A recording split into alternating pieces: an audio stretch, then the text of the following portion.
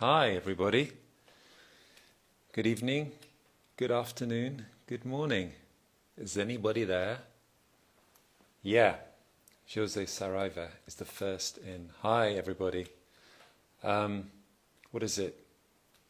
It's September the 24th. It feels very much like autumn here in Britain. There are questions coming in. I'm not going to answer any questions today, but you keep the stuff coming. It's always a nice distraction. How are you all doing? Funny, not funny, but strange days, right? Really strange days. And what's going on in America, and can't quite believe what we heard about nobody being brought to nobody being charged for the murder of Breonna Taylor. Unbelievable. Anyway, and here in London, in Britain, it feels like we're approaching a second wave. That's what the news is saying. Don't know if that's true, but it feels, yes, deep days. Thank you. Okay, well, I'm hopefully going to bring in Chelsey Luger in a sec, and we're going to talk about. I just want to. Are you all okay? It's very wet in Ipswich. Hello from a blue dot in a red American state. Hi guys. Someone says you make me gay. I'm not sure what that. Well, that sounds good to me. Love is always good. Yeah, I agree. You know, just to bring it back to the Breonna Taylor, the whole thing is devastating. Everything that's going on. And as a British person, I know I probably shouldn't say this, but any Americans out there, anyway, you guys all know to use your vote, right, in America. That the election that's coming up in November not only affects your country, it affects all of us, the whole world. And please go out and vote. And I wouldn't tell you how to vote, but we know who is not fit for presidency, right?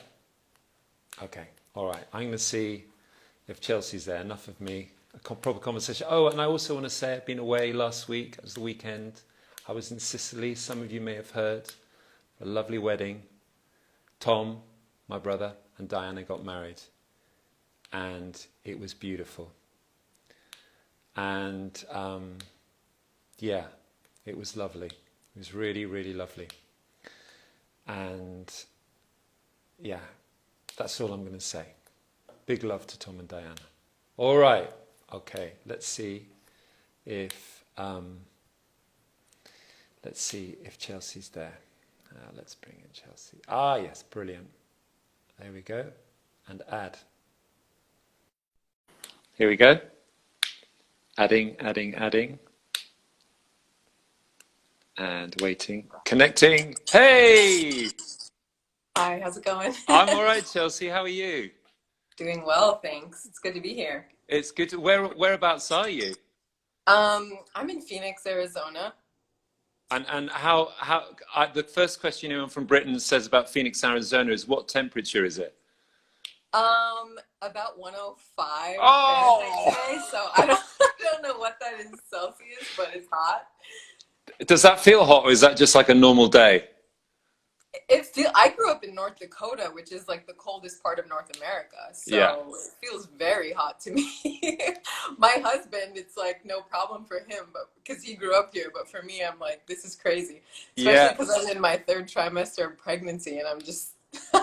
Yeah, I mean, I wanted to ask you about that. So, when's the due date? When's your due date? December 5th, I believe. Yeah. Wow. December. How are you doing? It'll be nice by then. Yeah, how are you doing?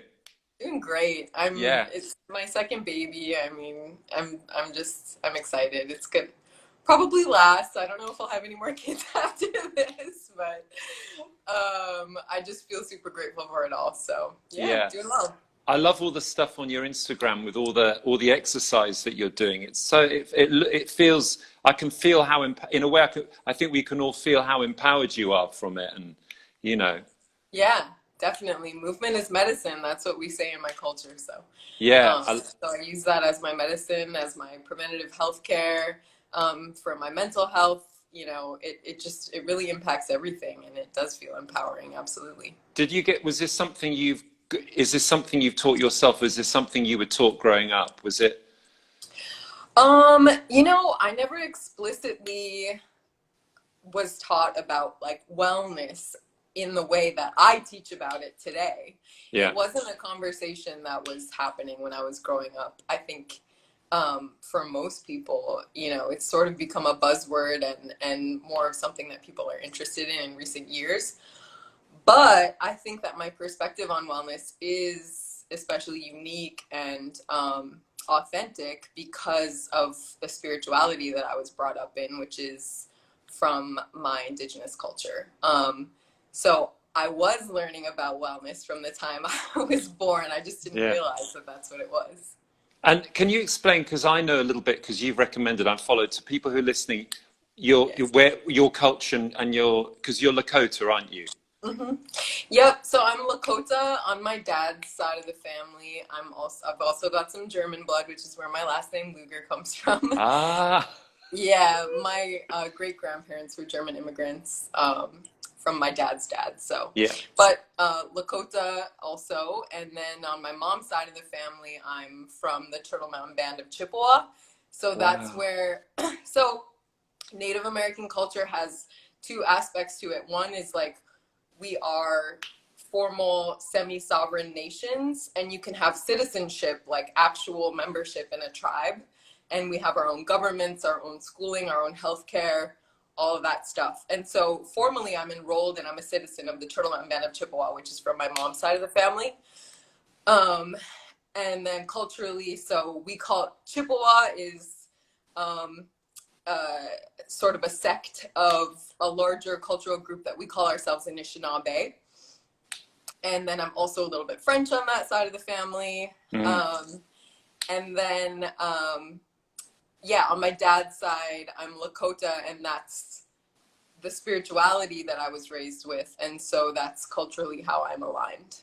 And so if I'm right, the Lakota are from Dakota, the Black Hills. Those are your lands, aren't they? Yeah, we spanned a huge section of the Northern Plains, and then the Anishinaabe people also spanned a huge part of the country, all the way from like what's modern day New York, all the way over to modern day Montana. Wow. So, so I'm from that whole area. I found it. First, I want to thank you for the books that you recommended. And the first one that I read, when you're recommended a load of books, you sort of go on gut instinct. And I was drawn to Black Elk Speaks. And obviously he's Lakota, he's Oglala, isn't he? Is that right? Yeah. And maybe you'd like to talk a bit about the spirituality, because for me, my background is, I grew up in Oxford, England, which is a very, very, it's famed for its university. It's very academic. And I've been there. Oh, you've been there? Okay, so you know it. Yeah, it's very pretty. I never assume that people know it all, but you've seen the colleges, right? It's beautiful, yeah. I visited about, 7 years ago or something. Okay, so it's very beautiful, but it's not a very spiritual place, because what happened, I think, like a lot of places, like my parents were Catholics, and they grew up in a very kind of austere, dour, they had very horrible, actually harsh Catholic educations from priests and nuns who would beat them and treat them. There's all sorts of abuse that went on. So they sort of came of age, and I was born in 1968. So we had the whole 60s thing growing on. So all the they threw out religion, which I totally get, because organized religion, Catholicism and a lot of Christianity is responsible for so many crimes over the centuries, as you know. So I grew up in this era of very sort of, it was very academic, and the spiritual side was thrown out of there was if you can't see it in front of you, it's not there. And then I had a crisis. I basically had depression and health crisis, and I realized that the ways that I was being treated were not, making me better.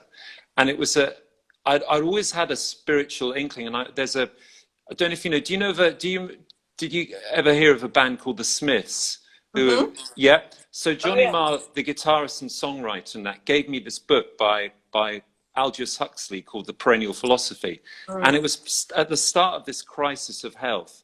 And I was depressed, and I started reading. And what I was drawn to was, this is basically a collection of works that brings together all the spiritual texts that he looked into. So there was a lot of Buddhism, a lot of Taoism, a lot of Hinduism, Christian mystics, the Jewish mystics, and Sufi. And he was basically saying that the heart of everything, it's the same. The teaching is the same. It's just, a lot of it gets bastardized. So that became my spiritual journey.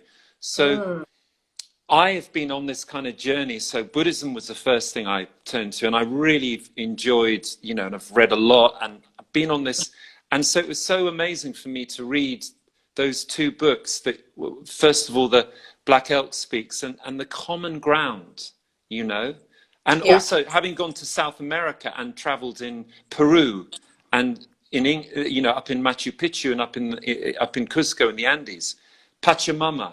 There's a universality, and I really got a sense of that with what Black Elk was speaking. And I just, so you grew up with this. Was this spirituality was part of your upbringing, right?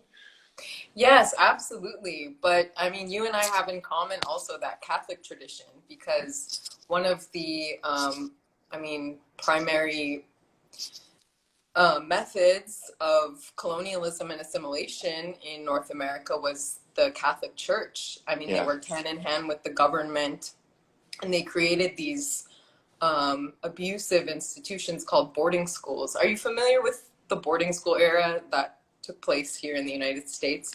In Canada, they call it residential schools. In the US, they call it boarding schools.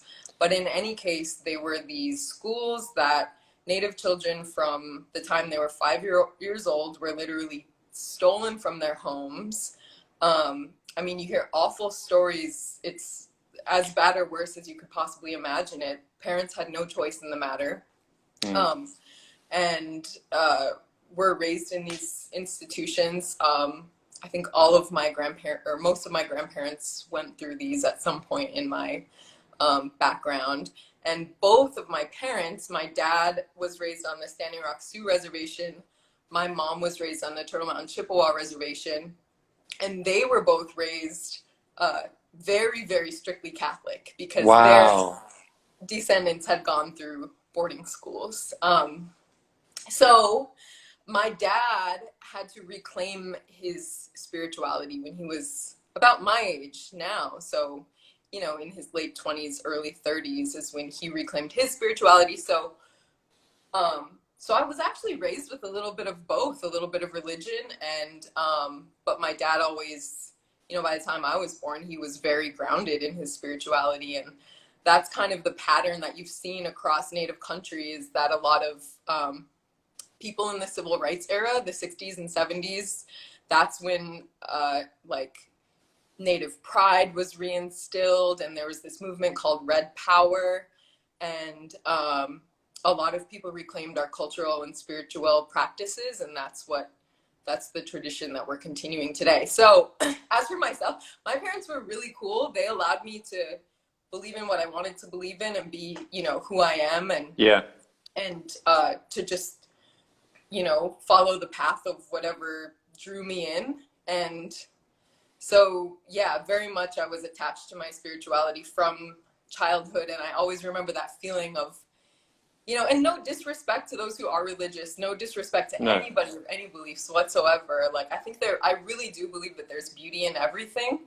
But for me, when I would go to Catholic church, I wouldn't feel anything. I wouldn't have any emotional growth from that experience. Whereas when I would go to my ceremonies, like Sweat Lodge and Sundance and all of those other things, it deeply and profoundly impacted me even as a small child. So that's what I've followed my whole life. Yeah, I think that's so interesting. I didn't realize you sort of straddled both camps. I found the same thing in the Catholic Church, that, I mean, I didn't have an alternative to it, but, you know, and again, no disrespect, because I think there are some, you know, my grandmothers, both my grandmothers were very lovely people, and they were deeply religious, and, you know, but I found my spirituality, I became aware, I mean, sort of, I didn't know how to describe it, but I got it in nature. You know, wild parts of, I remember I was very lucky when I was aged 8, in 1976, my parents took my sister and I to India.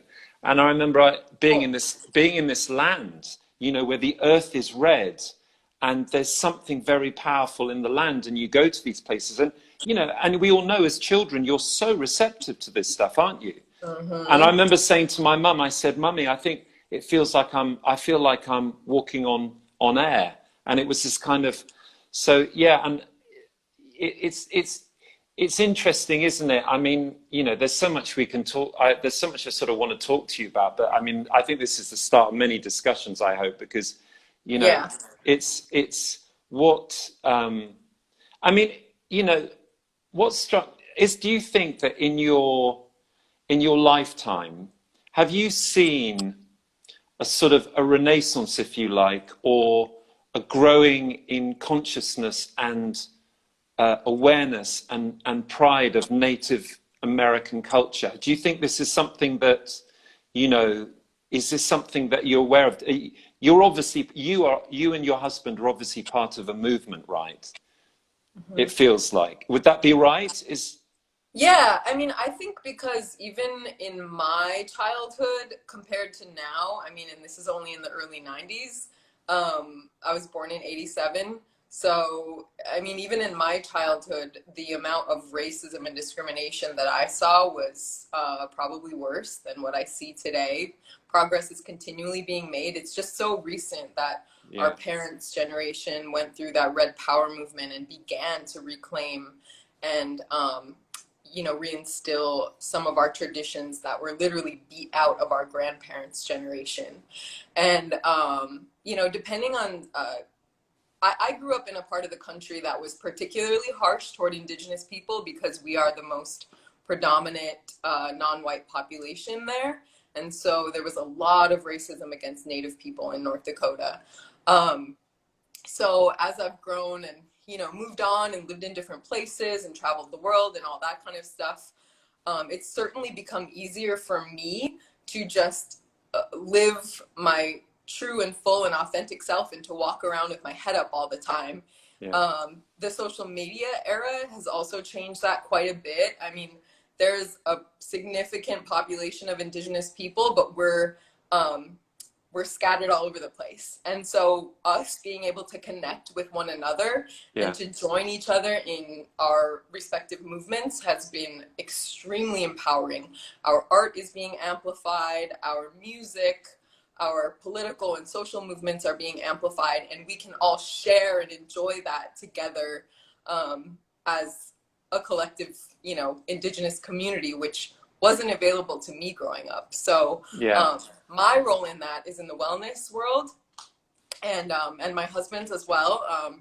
But yeah, like there's so many different aspects of that, and it's been super empowering for sure, because you know, I will say for sure, as a kid, I didn't have the privilege of walking around proud of who I was all the time, because as much as my parents told me to be proud of who I am and did instill positive aspects of our culture, I did face a lot of discrimination and a lot of racism. And, you know, I didn't have the background that I have now of understanding our history and colonialism and genocide and all of those things that sort of brought a lot of disruption to our communities. And so I didn't have the language to defend myself or to defend my people. And now that I have that language and I have been empowered with that knowledge, you know, it's much better. And I'm definitely utilizing that as an educator and as a parent. I mean, I can get your, you know, and you get it from Instagram, your strength and your positivity. And I'm just trying to, you know, you've obviously experienced, like you said, racism and, you know, and discrimination. How do you, as a young, how do you how do you how do you get to where you are? Because a lot of people who've had the kind of who's had that who've had those experiences as children, they can turn out very angry, and you can understand why. And I'm sure there has been. But are there things that, like, were you taught by your parents? Did you find strength in some? How did you be like you are? You know, because do you know, I read Black Elk Speak. So the first book I read, Buried My Heart at Wounded Knee, aged 18. And so the first time I was like, oh, well, it's not how the movies say. And then you read, like, the genocide, the treatment. How are you not really angry? You know, there would be a lot of people, and I know that I know that I can tell that you're not, but how? Well, I'll be honest with you. I went through that phase. You know, oh my gosh, I was like a super aggressive teenager that was angry a lot, and I used to, cuss and drink and party and all that. You know, that was who I was for a period of time. And go. Not knowing how to channel in I didn't have a healthy outlet to channel this rage. And becoming educated on all of it is really interesting, because on one hand, me becoming educated on my own history and culture is an entirely independent process that I had to do outside of school walls, because in school I was, educated by just like that standard, if you can picture like the standard American high school of like the cheerleaders and the football players, and like, every single teacher is white, like all that. Like, that's the high school I went to. So certainly nobody in school had my back or was like supportive of me as an Indigenous person. But learning all of that outside of school, like, first it made me angry. I went through this like massive angry phase, and then I, slowly but surely just started to turn it into empowerment. And again, that has to do with like this spiritual upbringing that was always like, I guess the way that I can describe my childhood was a lot of I had to go through my own culture shock throughout like like a school year, because in the summer I would live on the reservation. My dad and his family are cattle ranchers, so we had like 40,000 acres of land in the beautiful like open plains, and he would take me to ceremony in the Black Hills, and I would just like feel so good. But at the same time, I was observing a lot of social ills taking place in my community, a lot of addiction, a lot of poverty. Some of that impacted my own extended family, whom I love very much. And so I had to grapple with that. But I would, thankfully, I always had that side where I would see the beauty of our culture and that continuity of our strength and our spirituality through ceremony and spirituality. So I knew that part of us existed, which really carried me through. And then during the school year, my mom was an educator at the University of North Dakota. And so during the school year, I would live there with her. My parents split up before I was born, so I would live there with my mom and sisters, and I'd be like the only Native kid in my school. And again, that's where I would face like the racism and the discrimination. And so, it was just all of this like back and forth, and me having to adjust to my surroundings and my circumstances, and to try to hold on to those like bits of empowerment that I would feel, when I would experience like those positive aspects of my culture and my community.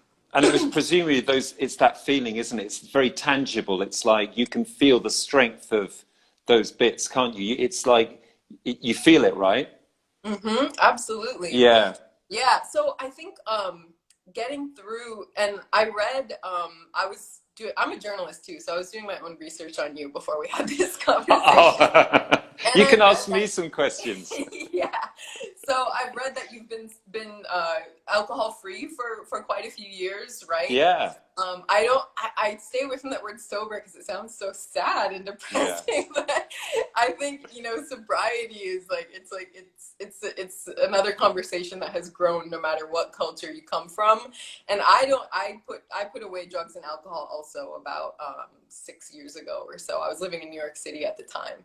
And the reason I was able to do that is, again, being able to look back on those moments of when I saw my community at its highest strength. It was during ceremonial gatherings. And during those times, nobody is doing alcohol, nobody's doing drugs. We're all there to pray together.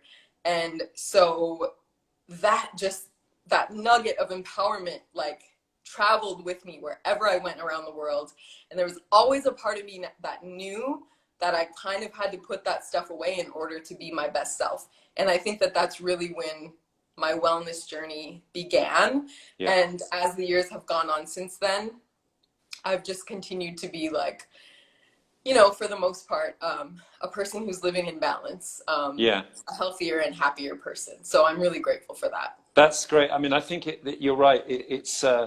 I think you figure out, and it's each their own. I've actually, in the last year, I very occasionally, I have a glass of red wine, and it's organic or biodynamic. And the difference is, it feels medicinal. And I absolutely, it doesn't feel like the alcoholic fix that I used to need. But I always used to say, and you've started a lot younger than I did, but I used to say, by the time you're 40, you've kind of got to have worked out what works for you and what doesn't work for you. Yeah. And by the time you're 50, I'm 52 now, you've got to kind of, you know, you've got to have plowed that furrow for a while. So for me, like, it's interesting for me because I think ancestral, I'm really interested in kind of ancestral things that are in your DNA, inheritances, you know. And for me, like, a large part of so I'm a total mongrel. So I've got, you know, my grandmother was born down in Nuevo Laredo, and but her family had come from Ireland and France. My grandfather was Irish. Another grandmother was, she was Scottish, but also Austro-Hungarian Jewish. And my other grandfather was as British English as you could come. And I realized that I saw, and I don't want to blow the cover of which side of the family I was, but certainly just before our first child was born, before Salvador was born, I noticed some really bad traits that were coming in, and I saw this sort of chain of behavior that had happened on a side of the family, and it was quite abusive, you know, in the behavior, in kind of, you know, aggressive. And I knew alcohol played a large part. And I could see that going back generations. So I was just like, you know what? I need to stop this. And also, I'd seen my father, and he wouldn't mind me saying this, but growing up, he was like a functioning alcoholic at times, especially my parents split up. And I had this experience from when I was 14, because we used to see him every other weekend. And, you know, I kind of was a little bit, I wasn't scared of him, but there wasn't, I didn't feel at ease. And I had that, which I'd sort of always known. And then the next 2 weeks later, he was like a different man. And he'd given up drinking, and he'd started meditation. So I was very lucky because, you know, when I got to that part when I had to get into wellness and get myself better, it was like a nugget that I held on. Oh, you know, meditation wasn't some kind of new agey thing that, you know, a lot of the time in Oxford, things like that were sort of, you meditate, you know, we're studying textbooks. This is, so I had these things, and so that's when my thing. What can you just, because I love your the Well for Culture, your site. So I've got it written down. I love the phrase that you've got, kind of like you say Indigenous well-being. I've got to see my eyesight's. Hang on a sec. And you go ancestral foodways. Can you explain the kind of things that you're doing? Because, you know, for people who, and myself, who aren't familiar, I think it's really important stuff that you're doing. Yeah, so it's so we started this, we call it an initiative. It's not you know, it's sort of a grassroots movement, and we started this about let's see, yeah, 5 or 6 years ago. And we were just looking, my husband is a photographer and I'm a writer, and we were just both people, native people who met through our, you know, mutual networks of friends. And he was living in LA at the time, I was living in New York City at the time. And we were both people who had recently been on our like healing journeys, you know, giving up alcohol and just like looking to live healthier, more balanced lifestyles. And we were both people who saw the connection between our traditional culture and like wellness as it is a day-to-day practice. And we wanted to fuse those things and to show a different image of Native American people, because so often what you see in the press is like our downtrodden side. It's poverty porn. It's all of this negativity, yeah. But we know our culture. We see the beauty in our culture and the strength and the resilience in who we are. And so we decided, hey, let's create like a very empowering website and social media channels that other Native people who are interested in wellness can sort of, you know, link up on.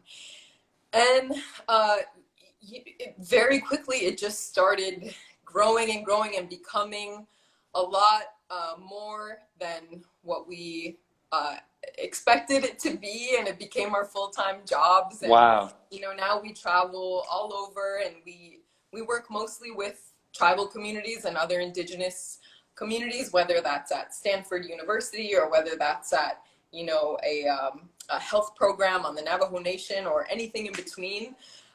We also work with a nonprofit organization who has been doing healing work for over 30 years, and they're called the Native Wellness Institute, based in Oregon.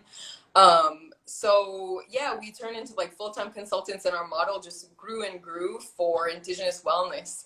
And so we connect our food, our movement, our spirituality and ceremonies, all of these different sleep. We talk about sleep. We talk about all of these different areas of life that can contribute to living in balance. So it's always rooted in ancestral teachings, but it's applicable to today's world. And by no means do we go out and teach Native spirituality. Like, no. We don't exploit our own culture. And I like to be very, very clear about that. Like, learning our, like, there's philosophical aspects of our spirituality that are appropriate to learn, which people can learn through books like Black Elk Speaks or, you know, different sources that are out there. But I certainly don't go around encouraging non-Native people to try to like participate in our ceremonies and stuff like that.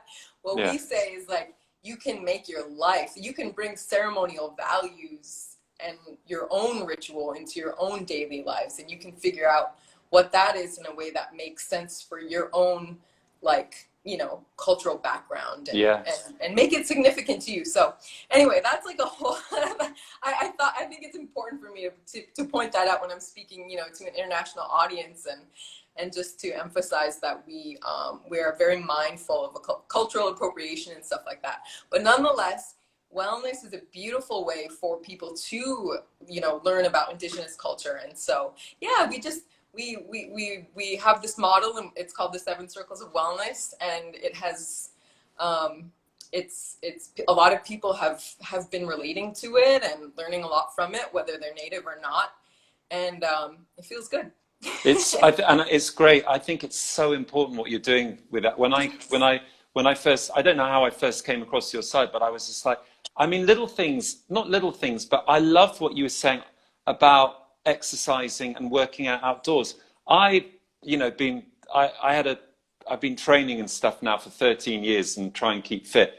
I have a pathological, I don't like gyms. I really don't. Yeah. And I was 10 years ago, I had this great trainer, and I said, Dax, I said, I want to have an outdoor gym. I said, I want to be a member of a gym where when it rains, I want to be out there in the elements, and then you can come in and, do you know what I mean? And that seems to come across a lot. I love all the stuff that you're doing out in the hills, using things.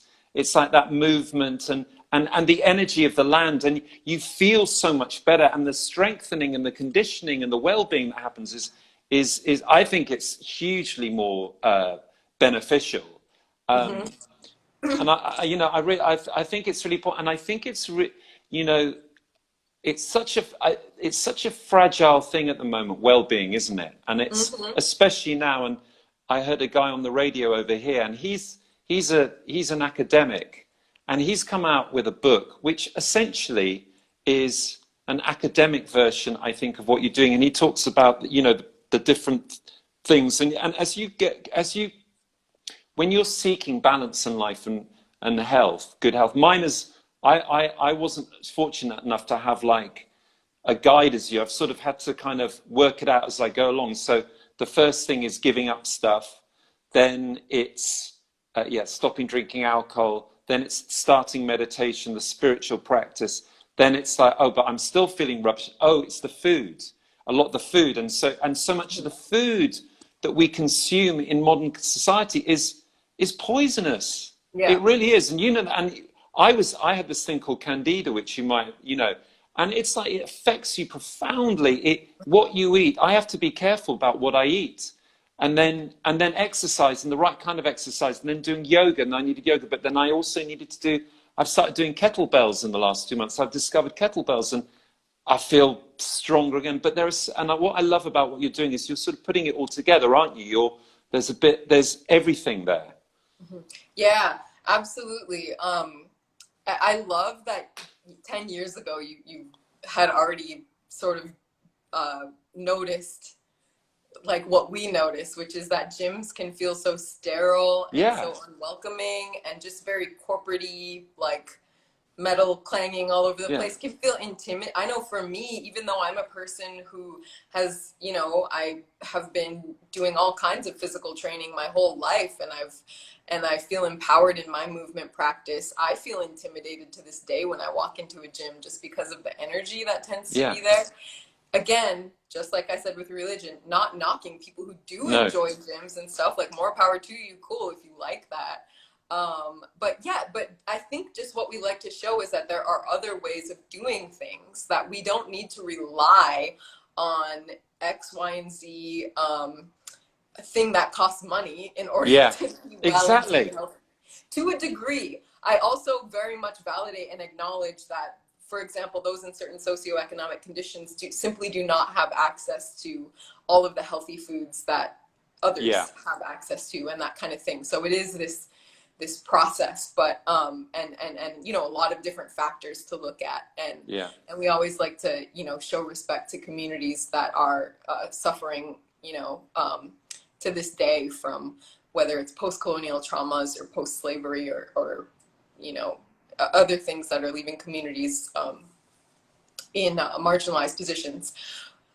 But yeah, that being said, yes, Earth Gym is a concept that we promote, and whether it's your backyard in the suburbs or whether it's a beautiful mountain hike that is nearby your home and you have access to, or you go swim in the ocean, or wherever you live, just embracing the outdoors in any way you can be so holistically healing, and it doesn't necessarily have to cost a thing. So we love Earth Gym and body weight workouts, or like you mentioned, kettlebells and yoga, things that require just maybe a little bit of equipment, but not too much. Things that are more affordable, more accessible to more people. That's the kind of movement practices that we really encourage. And, going for a walk with your grandma is always really important if you have access to that. Little, including children, and just being inclusive with it. Can I sort of ask you sort of last thing? I'd love to talk to you again about, because there's so much, because I really would love to. I'm so interested in the whole spiritual side, but how are you feeling at the moment? Are you hopeful? I mean, with all are you hopeful? I mean, I know that there's so much chaos and confusion with what's going on, but do you have a sense of, because I feel I had this conversation with somebody who's very well known in America about Black Lives Matter about 3 weeks ago. And he's Black, and I said, how do you feel? And he said, in spite of all the chaos and the confusion, I'm really hopeful now, because we can never go back to how it was. This thing is out now, and it's, you know, he said because he's my age, he said my generation would have taken the shit. He said, but the young generation, the young black kids are not going to take it anymore. Yep. And he and I thought that was really great, and because, you know, it's very easy, isn't it, to be distracted by the negativity of the times, and the people who make the most amount of noise are usually the most negative. They're the ones causing most. So I'm just wondering what you see from your perspective, how you feel. I mean, you know, I'm sort of interested.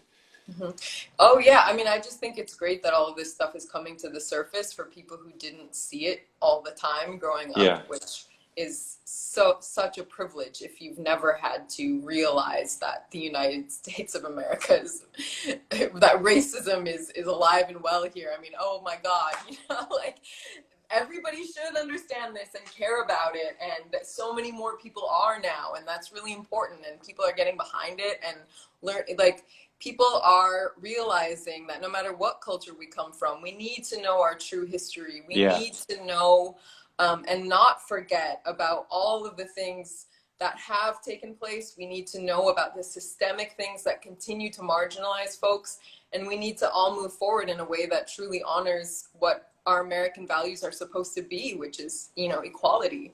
And and so I think it's great, and I think that what the Black community is experiencing now is similar to what I described with the Indigenous community, where, you know, for a long time, maybe some of these movements weren't able to come to surface, or some of this information wasn't coming to light, but social media is changing that.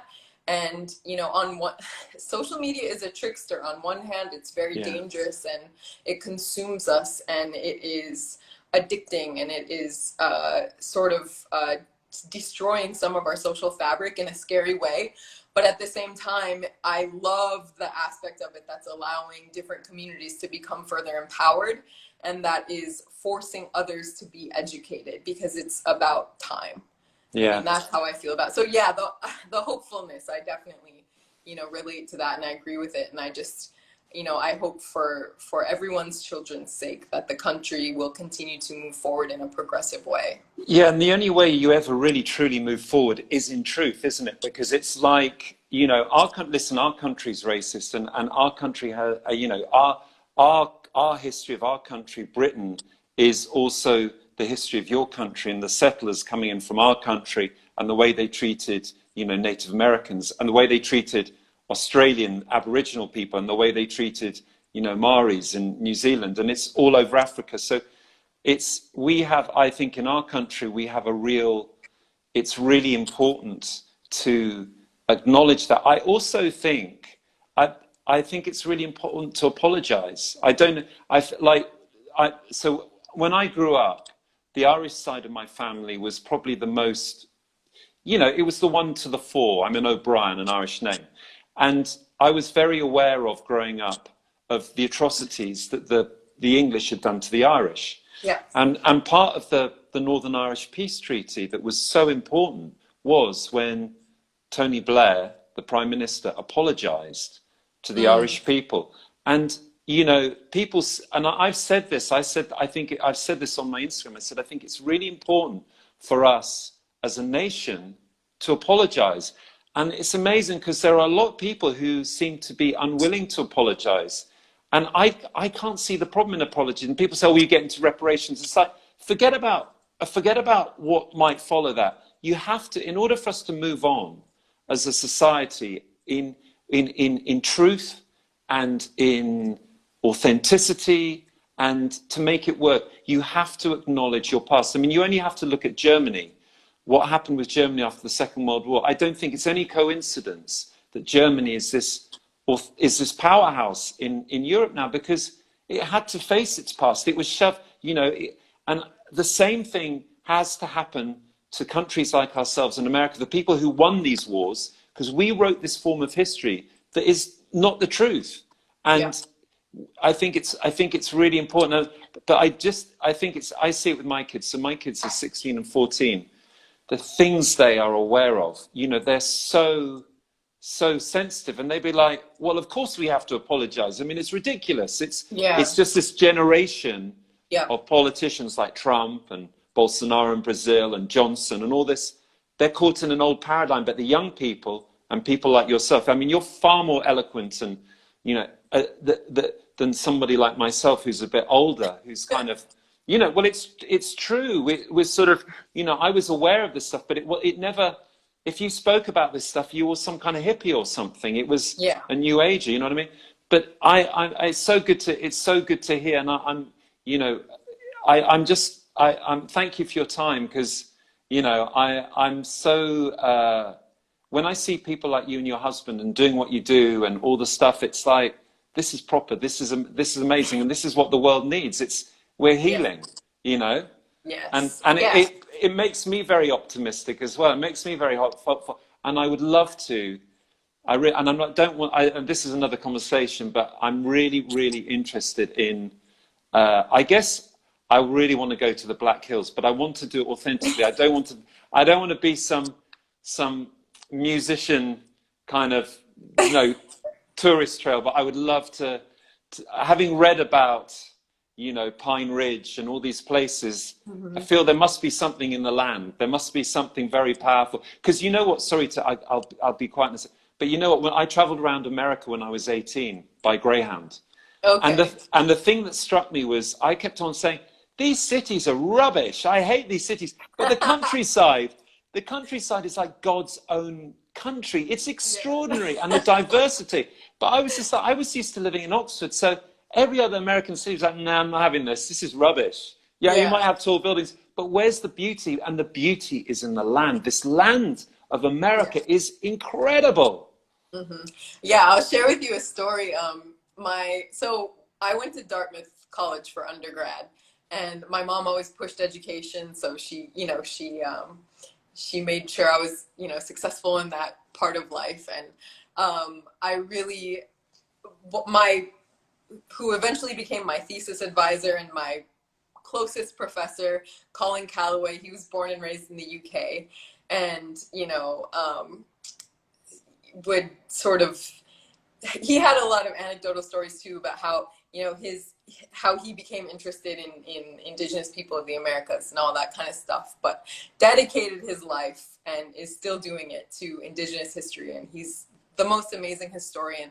And so anyway, I got to learn a lot of history of Indigenous people from this British guy. And he's super cool. And he would say, that his response to people who would make comments about, everything in America is new. There's nothing new. He would say, well, have you been to Chaco Canyon? Have you heard of Cahokia, this ancient city that's in modern day, Southeast United States? And he really emphasized that we have as much ancient history here as Europe has. It's just that in terms of the material culture, it hadn't been preserved as much, but yeah, he would talk about those. Some of it has been, and he would talk about all of that, but yeah, so I totally I hear you on that. You see these cities that have been around maybe 100 years in this failing infrastructure and all that stuff, and it all crumbles so quickly. But what's really beautiful is the land, right? Yeah.